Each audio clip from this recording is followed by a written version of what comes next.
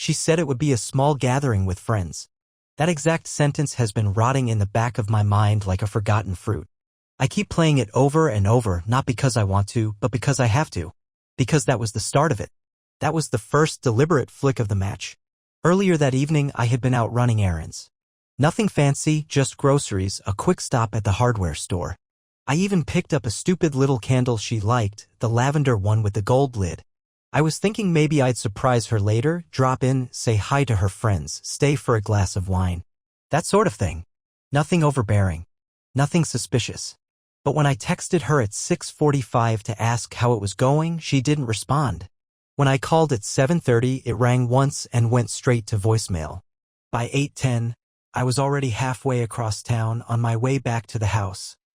Not because I was jealous, not even because I was worried, but because there was a pulse in my chest I couldn't quite settle. Pressure. A need to see. When I pulled into the driveway, the house looked off. You know how you can walk into your own place and feel like you're stepping into a stranger's? That's what it was like. The lights were on, but not the warm, cozy ones in the living room. Only the kitchen pendant, swinging slightly, and a dim glow from the upstairs hallway. And no sound. No laughter. No clinking glasses. No shoes at the door. No empty wine bottles on the counter. I walked in expecting to hear voices. See coats thrown over the couch. Half-eaten pizza boxes or a bowl of chips. But the kitchen was clean. Spotless. Too spotless. I stood still for a moment, listening. A single, faint sound floated down the stairs. A voice. Low. Not hers. I didn't yell. I didn't stomp. I moved quiet, like I was slipping into a story I wasn't supposed to read. At the top of the stairs, the door to the guest bedroom was cracked just enough. Just wide enough for me to see something move. Shadows. A figure sitting on the edge of the bed. Someone else's shoes on the floor. Not heels. Not flats. Men's sneakers. My breath caught in my throat. And then I heard her. Her voice. Whispering something soft, something slow, something that didn't belong in that room with anyone else. I didn't kick the door in. I didn't charge in screaming. I simply pushed it open. The scene was composed. Like a painting that hadn't dried yet. Her sitting on the dresser, leaning back, drink in hand. Him standing by the window with a smug look as if he wasn't surprised to see me. As if he was waiting. No one moved. No one spoke. She tilted her head, smiled, and said, "Well, this is awkward." That was her first line. Not, "I can explain." Not, "This isn't what it looks like." Just that. As if I had walked into the wrong party. As if I was the one with something to answer for. I asked her who he was. She said he was a friend from the gym. The same gym she claimed she only visited once or twice a week. The one she said was too busy to be fun anymore. He didn't speak. He just watched me. Watched her. Like he was studying us both, waiting to see which one of us would crack first. She sipped her drink. No shame. No panic. Just this weird, glossy calm. Like she was bored already, like she wanted the conversation to end before it even began. I said, "You told me this was a night with friends." She shrugged. "It is. Just not the ones you expected." I didn't raise my voice. I didn't threaten anyone. I just stood there, completely frozen inside the bones of my own house, looking at a woman I no longer recognized, beside a man I had never seen before, in a moment I couldn't rewind. She looked me in the eye and said, "You didn't knock." And right there, something inside me started to break in a way I knew would never grow back the same. I didn't knock. Those words hung in the air like smoke. Thick, suffocating. She said it so casually, like I had broken some sacred rule. Like I had barged into her world uninvited, as if this was her space now and I was trespassing. I stepped back once, just once, to make sure I wasn't dreaming. The room was cold despite the heater humming somewhere in the house. The man still hadn't moved. He leaned back against the windowsill, arms crossed like he was enjoying a private show, like he'd seen the scene before, probably had. I remember thinking his shoes looked too clean, like he dressed up for the chaos. I said her name once, just once. Not yelling. Not demanding. Just saying it the way I had 1,000 times before when she was mine and we still shared real things, coffee, bills, late-night jokes in bed. She looked up at me and rolled her eyes. Rolled her eyes. Then she stood, walked past the guy without even glancing at him, and said, "All right, let's not turn this into a soap opera." If you're going to be dramatic, I'll pour another drink. She brushed her hair back like she had better things to do. Like I was making a scene. Like I had interrupted a spa day. I didn't move. I watched her walk out of the room. And he, the man, that smug artifact in my house, he followed with his hands in his pockets, nodding at me like we were teammates in some unspoken game. In the hallway, she opened the liquor cabinet. "You want one?" she asked without looking at me. "Because if this is about to turn into some long, emotional speech, I'm gonna need tequila." I followed them, not out of curiosity anymore, but because every bone in my body screamed to witness the madness fully, see it all, remember it all, burn it into my memory until it scarred. She poured 2 shots. Handed one to him. Ignored me. I asked her again, "Who is he?" She turned slowly, leaned her hip against the counter like this was just a misunderstanding about a late Amazon delivery, and said, "I told you. He's a friend. Relax. It's not what you think." I replied, "Then tell me what I think it is." She stared at me. Something in her face shifted. Her eyes narrowed just slightly. "You think you've been this perfect husband, huh? You think being boring and predictable counts as loyalty? That sticking around is the same as being present." I didn't answer. I couldn't. She smirked, threw back the shot, slammed the glass on the counter, and said, "You always ask the wrong questions." That's the problem. The man beside her chuckled under his breath. Just a breath. Enough to make my fists curl, enough to make me taste metal. Then she added, "If you were really paying attention, you'd know this isn't the first time." She looked at me like she wanted me to break. Like she wanted me to scream or cry or demand an explanation so she could feel bigger. But I didn't. I stood there and let those words dig deep. Let them bury themselves in whatever was left of the version of me that loved her. "This isn't the first time." She said it with no shame. No remorse. Like she was proud of the confession. Like it was some kind of reward for surviving the lie. And still, I didn't move. I think that made her angrier than anything. That I didn't react the way she expected. That I wasn't crumbling. That I wasn't begging. She looked at me like I was wasting her evening. And then finally, I asked the one question I knew I needed to ask, the one I had no idea how she'd answer. "How long?" She tilted her head, smiled, and said, "Long enough that you asking now just makes you look slow." I don't remember sitting down, but suddenly I was in the kitchen chair, hands resting on my knees, staring at the floor like it was going to spell out instructions. There was this pressure in my ears like I was underwater. Her voice, his movement, it all felt muffled, distant. Like a movie I'd already seen but forgot the ending. "Long enough," she said. "Long enough." I looked up at her, trying to find something, anything that still looked familiar in her face. Something to anchor me, something to hold onto. But it was gone. There was nothing warm left, nothing that reminded me of the woman I had once trusted with everything. She didn't look guilty.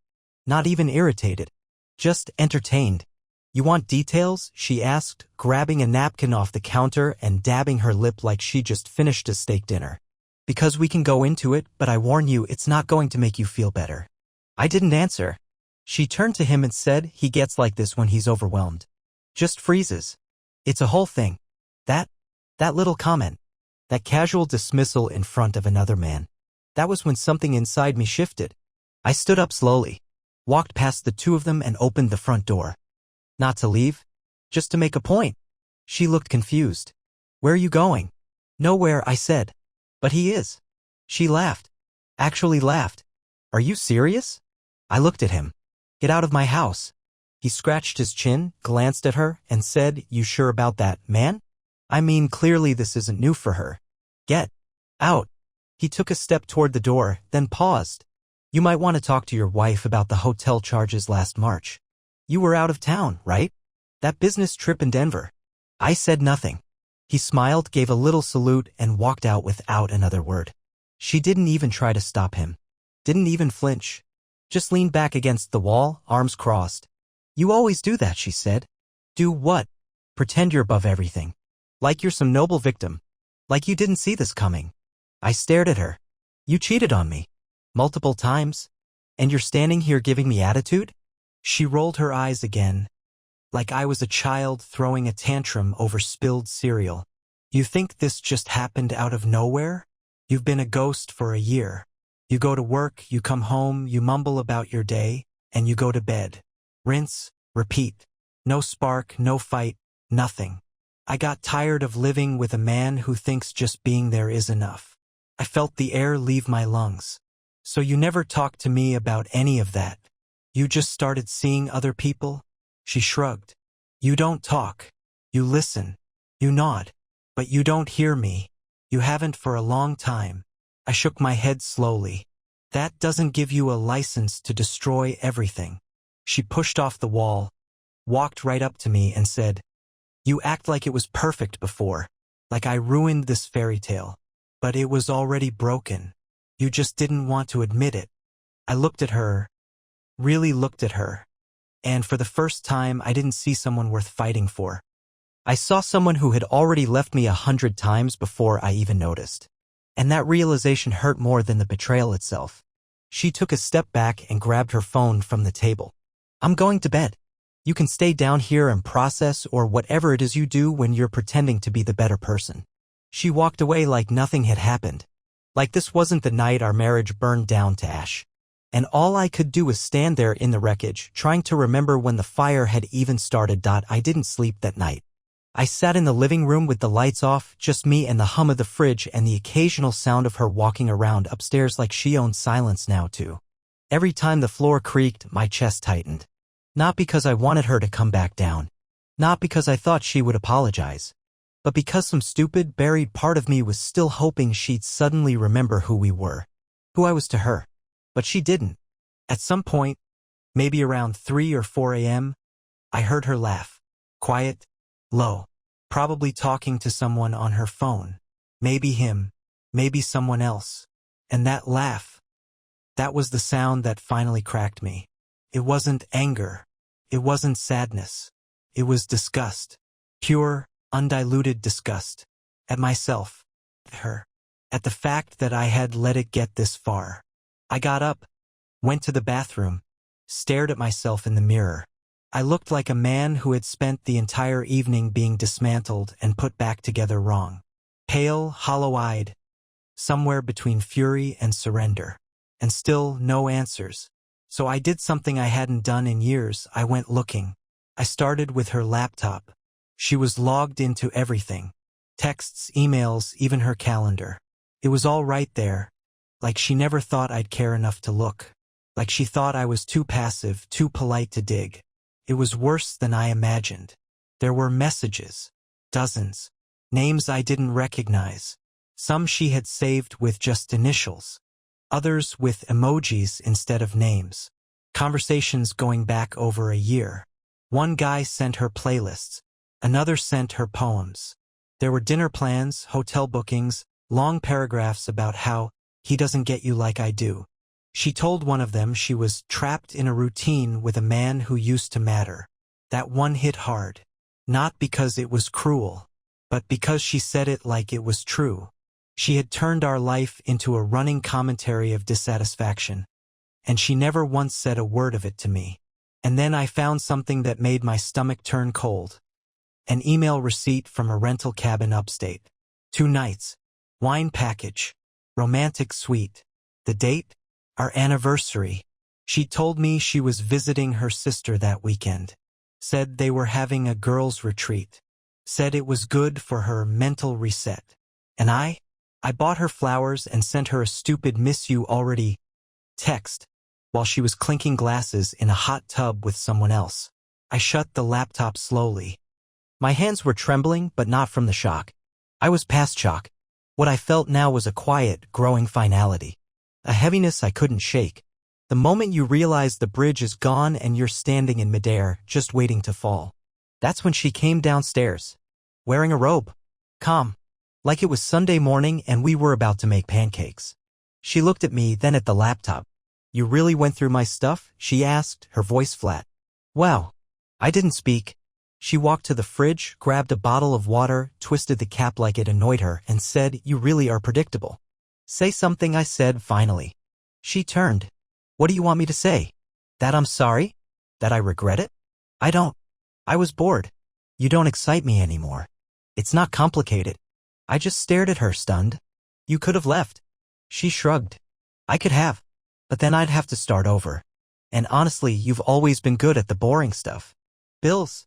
Groceries. Taking the trash out. I figured I could have both. I laughed. but there was no humor in it. Just this dry, bitter thing that escaped my throat like smoke. You really believed I'd just stay? After all of this? She took a sip of water, then said, I thought you'd either man up and finally be someone or leave. Either way, I'd get what I want. I nodded slowly. You're right, I said. You will. And I stood up, walked past her, and headed upstairs, because I wasn't going to cry in front of her.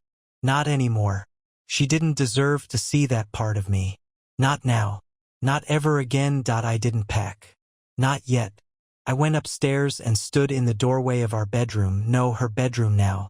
The walls were still the soft gray she insisted on painting when we moved in. The bed was made too neatly. Her side was cluttered with jewelry trays and skincare bottles. Mine was empty, like I'd already disappeared from it without realizing. I sat on the edge and stared at my nightstand. A picture of us at a friend's wedding 3 years ago stared back at me. We were laughing in it. She had her hand on my chest. I remember that day. I remember how she whispered to me during the ceremony that we'd be the couple that lasted. That everyone else would fall apart, but not us. I took the photo, turned it over, and left it face down on the table. The rest of the night was slow. Time dragged like it wanted to make sure I felt every second stretch out. I laid down eventually, not to sleep. Sleep was impossible. But to stare at the ceiling and think. Think about who I had been, who she had become, and how the two of us somehow morphed into strangers living under the same roof, trading small talk and bills like polite enemies. In the morning, she was already downstairs.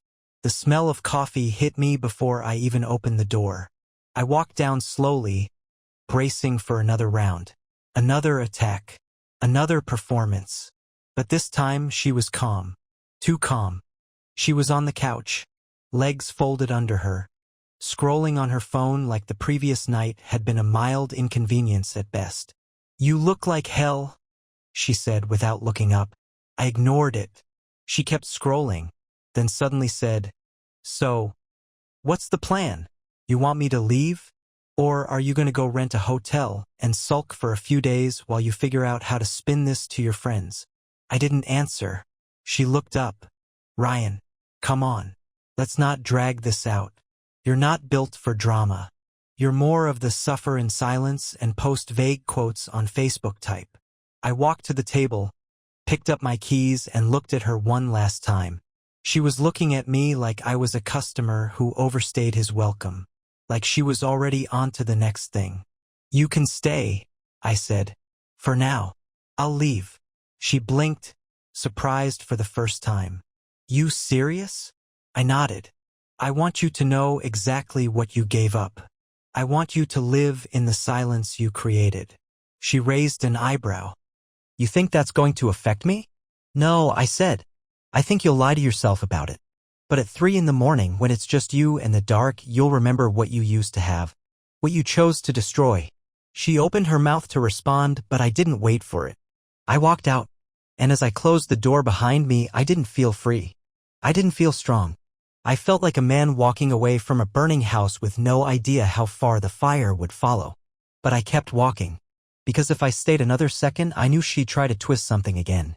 Pull at some invisible string and try to reel me back into her storm. And I had finally learned I wasn't built to survive in her storm. I was built to leave it. I didn't go far. At first, I sat in the car in the driveway. Engine off. Hands in my lap. The keys felt too heavy, like they were anchoring me to a version of my life I hadn't realized had already sunk. The house behind me, our house, stood there like a monument to denial. I thought I'd feel some rush of relief when I stepped out, but all I felt was hollow, like I'd taken the first breath after drowning, only to realize I was still underwater. I drove aimlessly for almost an hour, through neighborhoods we used to walk through when we were still pretending everything was fine. Past the Thai place where she made a scene once because they messed up her order, and I had to smile through it like she wasn't completely unraveling in public. Past the movie theater where she used to slip her hand into mine and squeeze it during the previews. Little reminders of normalcy that now felt staged, like props on a broken set. Eventually, I ended up in front of an old friend's place. Mark. We hadn't talked much in the past year. Life, work, distance. All of it makes good excuses when you don't want to admit you're isolating yourself. But I knew if I rang his bell, he'd open the door.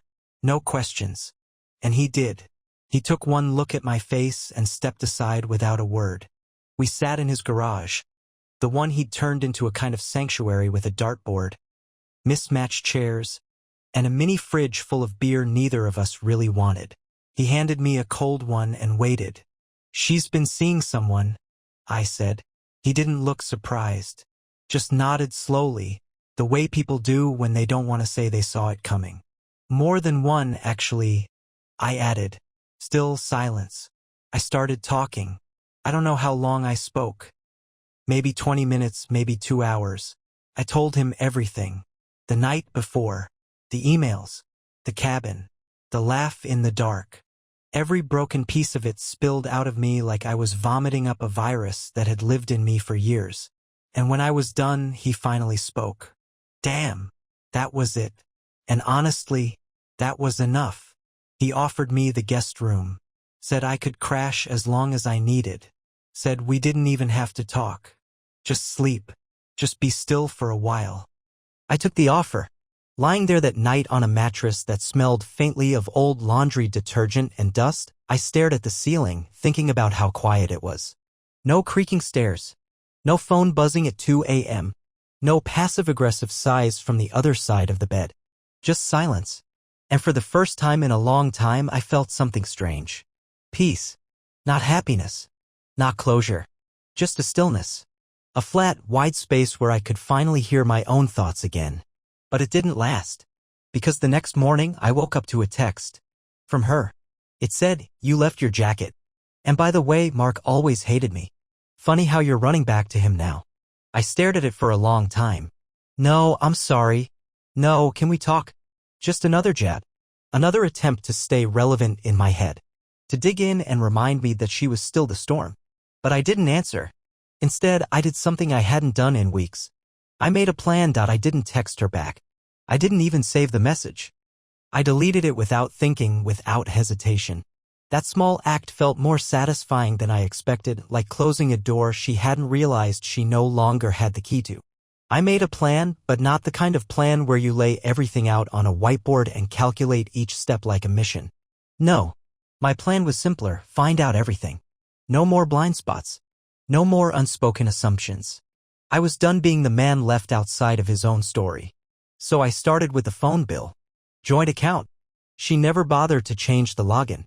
I downloaded the last 6 months of call logs and cross-referenced the numbers. Some popped up again and again, mostly during hours I was at work. Lunchtime. Late evenings. And then the patterns started emerging. One number in particular caught my attention. A lot of late-night calls. A lot of long ones. I ran it through a reverse lookup app. It belonged to someone I knew. Alex. He worked in my office. Not close, but friendly enough to say hi in the halls, crack a few jokes over lunch. Young, ambitious, loud. Always talking about weekend trips and new watches. I remembered how once, during a company event, she said, "He's got energy," and smiled in a way that didn't sit right. I brushed it off at the time. Of course I did. The realization dropped into my gut like a brick. It wasn't just random strangers. It was him too. It was people who knew me. People who looked me in the eye while quietly stepping over my back. I wasn't angry.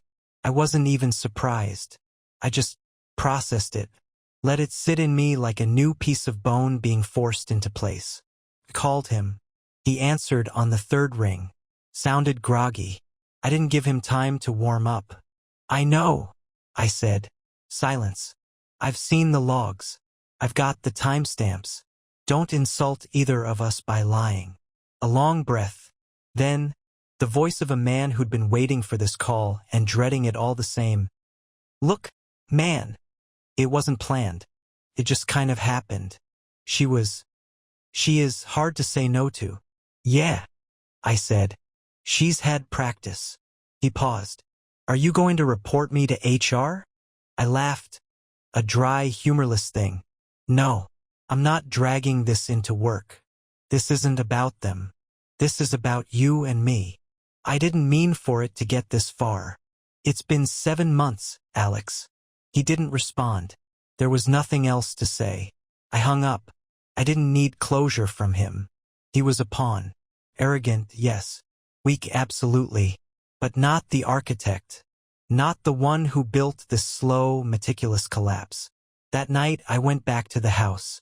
Not to talk. Not to fight. Just to look it in the face one last time. She was home. Sitting on the porch, phone in hand. Wearing the sweatshirt she always stole from me when she was cold. The one I stopped looking for months ago. She looked up, surprised. "You're back. Just for a few things," I said. She stood, blocking the door like she expected a confrontation. Maybe even welcomed it. "You could have told me you were staying with Mark. You could have told me you were seeing someone who works 2 floors below me." Her lips tightened. There it was. The moment where the mask slipped. Just a fraction. "You went digging. I went looking. Because I needed to know who I was really married to." She tilted her head, and for the first time I saw it, the faintest glimmer of discomfort. Not guilt. Just the sting of being exposed. "Whatever you think you've uncovered, you don't understand what it's like to live with someone who stopped seeing you a long time ago." I stepped closer, calmly, firmly. "And you don't understand what it's like to sleep beside someone who decided you were invisible and never said a word. You think cheating is bold? No. Cheating is cowardly. Talking is bold. Staying and facing your pain is bold. But you..." I stopped myself.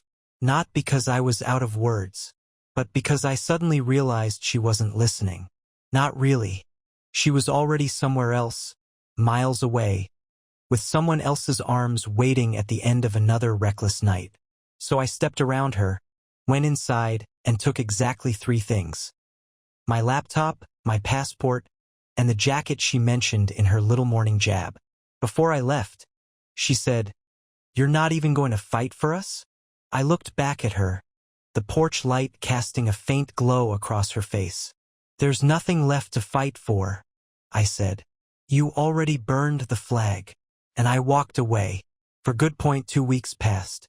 I stayed quiet, didn't reach out, didn't answer the 2 texts she sent. One asking if I needed her to forward mail, the other a weird, passive little message. "You used to be better at handling things." Like my silence was some kind of failure. Like her entire implosion wasn't 1,000 times worse. I focused on rebuilding the part of me she never bothered to see. The part that didn't revolve around her moods, her approval, her games. I worked late, hit the gym before sunrise, and started reading again. It was strange. How quickly life can rearrange itself when you stop waiting for someone to return to it. But it wasn't over. Not yet. Because one night, around midnight, I got a call from a number I didn't recognize. I was going to ignore it, but something made me answer. It was her sister. We'd never been close. She always kept her distance. Like she didn't quite approve of me but didn't hate me enough to say it out loud. "Ryan," she said, "I'm sorry to call you this late, but something happened." I sat up. "Is she okay?" There was a pause. "She's fine, physically, but she showed up at my place tonight. Drunk, crying, saying things I've never heard her say before." I didn't respond. "She told me you left for good, that you're done, that she pushed it too far this time." And then she started saying the weirdest things like she thought you were going to come back anyway. That made me laugh under my breath. Not out of humor. Just sheer disbelief. "She's been lying to herself so long," I said. "She doesn't know what's real anymore." "I believe you," her sister replied. "I always knew something was off, but she's hard to read. She masks it so well." "She doesn't even wear the mask anymore," I said. She turned it into her face. There was another pause. "Then she said you found out about Alex." "I found out about everything." Her voice softened. "I'm not asking you to forgive her. I just thought you should know she's unraveling." Unraveling. No pity sparked in me. Not a flicker. Not because I'm cruel, but because I know this wasn't about guilt. This was about losing control. She was crumbling not because she hurt me, but because she couldn't manage the narrative anymore. I thanked her sister for the call. Hung up. And for the first time I realized something important. I wasn't just healing, I was changing. Becoming someone else. Someone sharper. Quieter. More deliberate. I wasn't rushing toward closure anymore. I was preparing for what came after. A few days later I got an email. No subject line. Just a single line of text. I want to talk. Just once. No drama. I stared at it for 10 minutes. Then I wrote back. You had every chance to talk before. Now I listen only to actions. And yours were clear. I hit send. Closed the laptop. And for the first time in months, I slept through the night. She didn't respond to my email. I think she knew there was nothing left to say. But silence didn't mean she was done. People like her, they don't exit quietly. They wait. They test. They probe. The next week, it started in subtle ways. She tagged me in an old photo on social media. One from a trip to Charleston 2 years ago. Smiling on the pier, arms wrapped around each other like nothing in the world could touch us. No caption. Just the image. Just nostalgia weaponized. Comments rolled in. You two were so perfect. Love this couple. Still rooting for you guys. I didn't respond. I didn't delete it either. I let it sit there like an echo in an empty church, hollow, meaningless, pretending to be sacred. Then she sent a message to my mother. That was the line. My mother called me, worried, asking why she was so sad and sounded different. I told her everything. Not the full rot, just enough.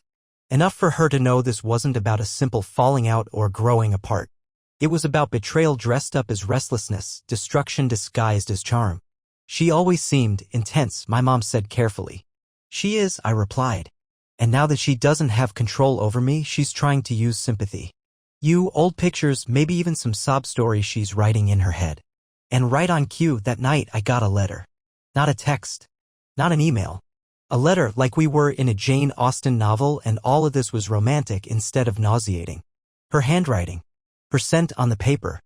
Pages filled with carefully structured phrases that meant nothing. I lost myself. You didn't deserve the way I handled things. I'm not asking for a second chance, just understanding. And the worst line of all, buried near the end, I never stopped loving you, I just forgot how to show it. I read it twice. Then I lit a match and burned it in the sink. Because love, real love, doesn't forget. It doesn't twist. It doesn't hide behind I got lost like that's some universal hall pass for destruction. What she called love was ownership. Possession. A game she played to feel powerful, needed, adored. And the second she felt her grip loosen, she panicked. But I was no longer holding the rope. That weekend, I met up with some old college friends. People I hadn't seen in years. We laughed, ate too much, stayed out late. And for the first time in forever, I didn't think about what she would have said, how she would have mocked it, or whether she'd sulk when I came home too happy. I came home to peace. That unfamiliar, beautiful absence of tension. Then Sunday night, I got a final message. A voice note. Her voice, quiet, almost unrecognizable. I don't know who I am without you. I listened once. Just once. Then I deleted it. Because that wasn't a cry for help. That was a confession of failure dressed up as vulnerability. A final attempt to rewrite the ending. To make herself the victim in the story she authored from beginning to end. But this wasn't her story anymore. This was mine. And I was already turning the page. There's this strange moment after the dust settles, after the chaos has screamed itself quiet and all the wreckage is just still. You think there will be some final bang, some dramatic last chapter. But real endings? They don't always shout. Sometimes they just stop. I never responded to her voice note. Not because I didn't have words. I had plenty. I had monologues of truth sitting on the edge of my tongue. But giving her more of me, even my anger, was feeding a fire she had long since set and walked away from smiling. So I let silence speak for me. A few weeks later, a mutual friend told me she was moving out of the house. Said she was looking for a smaller place just for her, something less cluttered. I didn't ask where. I didn't care. Let her clutter someone else's life. I met with a lawyer, signed papers, started the slow, tedious process of undoing 8 years of legal and emotional knots. She didn't contest anything. Probably thought playing agreeable would win her points in some invisible game. But I wasn't keeping score anymore. The day the divorce was finalized, I didn't cry. I didn't toast or mourn. I just went home, opened a window, and let the cold air in. It felt clean. Like reset air. And that night, I did something I hadn't done in months. I laughed. Not because something was funny, but because I finally felt something that wasn't confusion, pain, or betrayal. I felt clarity. I felt free. There's a myth people love to believe that betrayal teaches you not to trust. But I think it's the opposite. It teaches you who's worth trusting. And the first person you relearn to trust has to be yourself. I didn't lose everything. I lost her. And that was never everything. That was the illusion. The performance. The careful choreography of manipulation disguised as love. But now I've got a life to rebuild one piece at a time. Real pieces. No fog. No eggshells. No games. People keep asking me what I learned from all of this. Here's what I tell them. If you ever walk into a room and something deep in your bones says something is wrong, don't ignore it. Don't silence that voice just to protect comfort. Because comfort is a lie people like her sell in exchange for control. Listen to your instincts. Ask the hard questions. Leave if you need to. And if someone shows you who they really are, believe them. The first time.